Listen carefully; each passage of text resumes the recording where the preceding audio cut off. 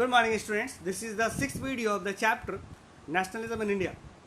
So far we discussed how the Britishers came and how they created problem for Indians, and in response how the Indians came with the formula of nationalism.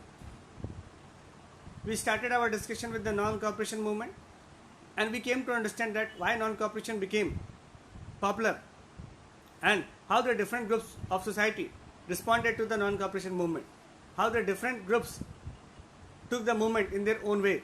So we have to understand that this movement, although it was launched with some mission, but it could not fulfill its dream. Now thereafter the movement stopped. Gandhiji withdrawn the movement because the movement turned violent. That is why this movement was finally stopped. Thereafter all the other members of Congress party became very upset because Gandhiji all of a sudden withdrew the movement. That is why many other political parties, many other political leaders came forward and they formed the different political party. Like Swaraj Party was formed by Motilal Nehru and C.R. Das in 1923 because they were not happy with the Congress decision to participate in the Gandhian movement. So that is why as a boycott they formed the Swaraj Party within the Congress party. They were tired of mass struggle and wanted to participate in elections to the Provincial Council that has been set up by the Government of India Act 1919. It was for the first time that in 1919 the Britishers gave opportunity to Indians also to participate in the provincial election. So leaders like Motilal Nehru and C.R. Das thought that they should participate in the election and they should create problem for the Britishers, and they will not participate in the mass struggle as it was started by Gandhiji. They felt that it was important to oppose British policies within the parliament or within the councils.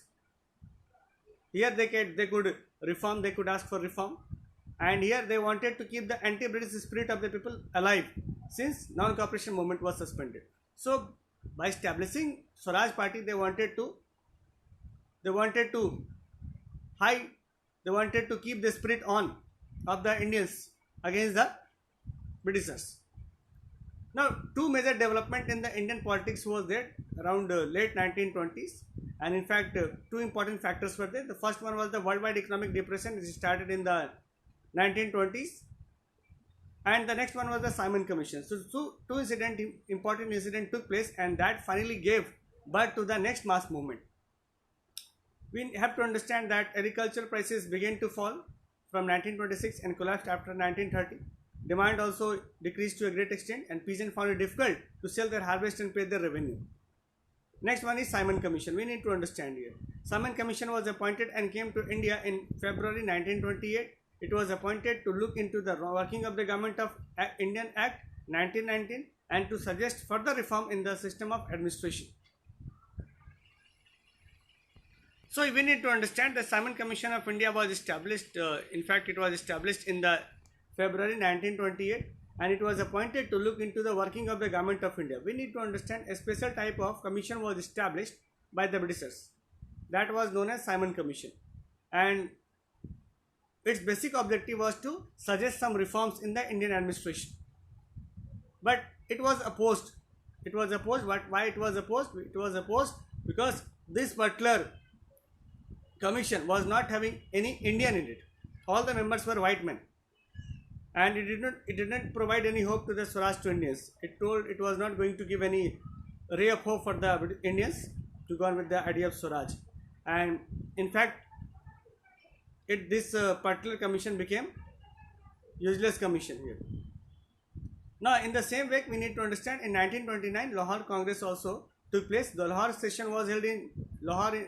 The Congress session was held in Lahore in 1929, and it was presided over by the Jawaharlal Nehru, and here they declared Purna Swaraj as their objective, ultimate objective. They clearly told that we will not take less than complete independence, and here only they decided that on 26th of January we will celebrate our Independence Day, and it was decided here only that civil disobedience movement will start with the Purna Swaraj objective.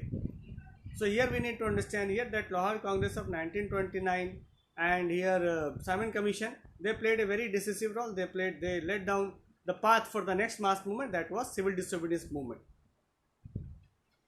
So we discussed how that started the next mass movement. So we are going to discuss here the next mass movement, that was the civil disobedience movement. So it started with the salt march. So Gandhiji decided to break the laws that was established by Britishers. So Gandhi decided to start with the breaking of salt law, because salt was the common ingredient of every house. So Gandhiji decided, and for that Gandhiji moved ahead towards the towards the Dandi. That was a village in Gujarat, from the Sabarmati ashram with 28 followers. Finally on 6th of April 1929 they reached Dandi. Gandhiji prepared salt by using seawater, broke the salt law and inaugurated the movement. Got it? So here they prepared salt by using seawater, and finally we saw that salt law was broke down by Gandhiji. Although it was symbolic in nature, but it was the first step towards civil disobedience movement. So this is all about in this video. Thank you so much.